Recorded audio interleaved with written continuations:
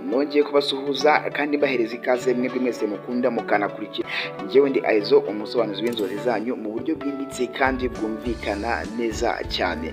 Kuri uyu munsi wa none ndigarukiye ngo tuganire ku nzozi zigiye zitandukanye, ariko uyu munsi turibanda ku nzozi umwe mu bakunzi bacu cyangwa se mu bantu badukurikira kuri YouTube yadusabye ko twamusobanurira, kuko izo nzozi ahora zirota kenshi cyangwa se zihora zigaruka kenshi cyane iyo aryamye cyangwa se iyo asinziriye. Wakwibaza ngo ese izo nzozi ni izihe?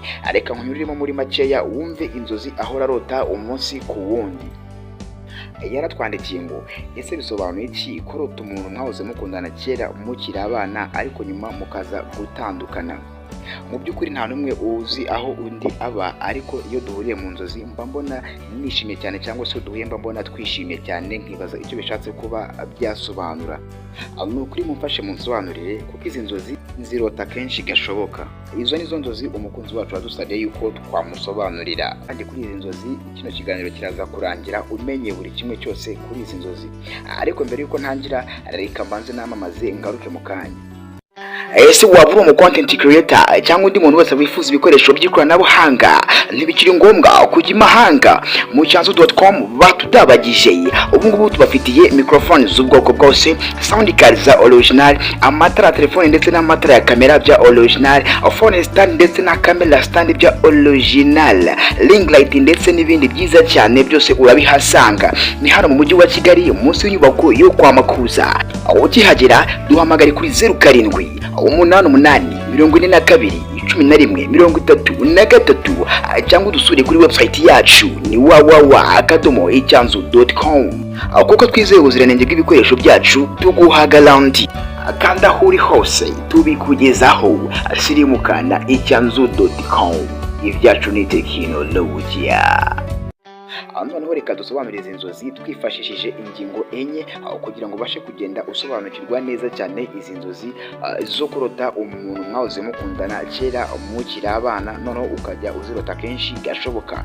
Ingingo ya mbere, ngo amarangamutima atararangije urugendo.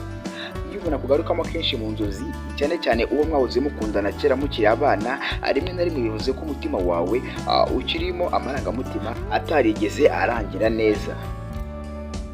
Ushobora kuba utarakira neza gutandukana kwanyu, cyangwa se ibyo mwabanyemo byaragize aho bikugera mu mitekerereze y'igihe kirekire. Niba kandi mwaratandukanye mutavuganye neza, umutima wawe ushaka ubwiyunge binyuze mu nzozi. Twihuse reka tujye ku ngingo ya kabiri, umuntu w'ingenzi ku buzima bwawe. Ibi bishatse kuvuga ngo hari abantu Imana idushyira mu buzima bwacu cyangwa se duha mu buzima bwacu kugira ngo batwigishe, baduhe urugero cyangwa se batubere ikimenyetso cy'ibyiza by'imbere.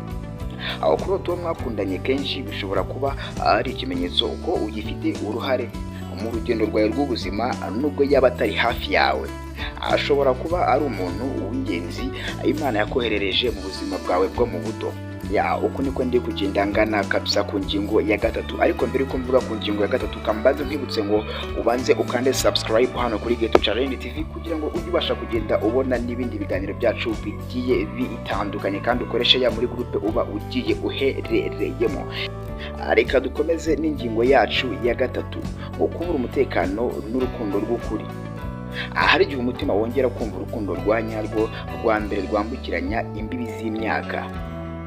Iyo uri mu bihe bikomeye cyangwa se wumva utishimye, inzozi zishobora kukugarurira umuntu wigeze kuba yaguha ibyishimo byo mu buto kugira ngo umutima wawe uhumurizwe. Icyo ni ikimenyetso cy'uko waba wifuza kongera kubona urukundo rufite ishingiro. Twihuse reka tujye ku nzozi ya kane, ivuga ngo inzozi nk'ubutumwa cyangwa se isengesho. Inzozi si ibintu byo gusuzugura. Hari igihe Imana cyangwa se umwuka wawe ushobora gukoresha inzozi kugira ngo ikwereke ko hari umuntu ugomba gusengera cyangwa se kugirira impuhwe, cyangwa se nanone kurekura burundu. Niba uwo muntu aguhangayikishije, jya umusabira amahoro cyangwa se umubabarire mu mutima wawe. Niba ari wowe wabigizemo uruhare, egera Imana uyisaba imbabazi ndetse n'ubwisanzure. Ese ibi ngibi bivuze iki ku buzima bwawe? Inzozi nk'izi zishobora kugaragaza ko ugikeneye kugarura amahoro mu mutima wawe, cyangwa se ko hari igice cy'ubuzima bwawe cyari kigikeneye gusoza neza. Iki si igihe cyo gusubira inyuma, ahubwo ni igihe cyo gusobanukirwa. Ese ibyo byabaye hari isomo byampaye?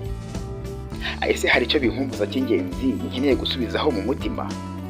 Ibyo ni bimwe mu bibazo uba ukwiye kugenda wibaza. Tugeze muri ka kanya kacu keza mukunda cyane k'impanuro ndetse n'ubutumwa. Inshuti yanjye, niba urota uwo muntu inshuro nyinshi cyane, ntutinye. Ni umwanya wo gutekereza, gusenga no gusubiza umutima impamvu ikwiye kandi iboneye. Hari igihe ibyo twari dufite tutari tubizi, ariko iyo tubisubiyemo mu nzozi bitwibutsa agaciro k'urukundo, kubabarira no gukomeza imbere. Ntuzagume mu nzozi, ahubwo fata isomo ryazo urishyire mu buzima bwawe bwa buri munsi.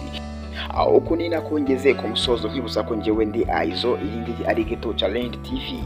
Niba nawe ufite inzozi zikubabaje cyangwa se inzozi zihora zikubangamiye, nyandikira mbashe kuba nagenda nkufasha cyane, kandi wibuke ukande subscribe, share ndetse na comment, ubundi nanjye duhura ubutaha mu bindi biganiro.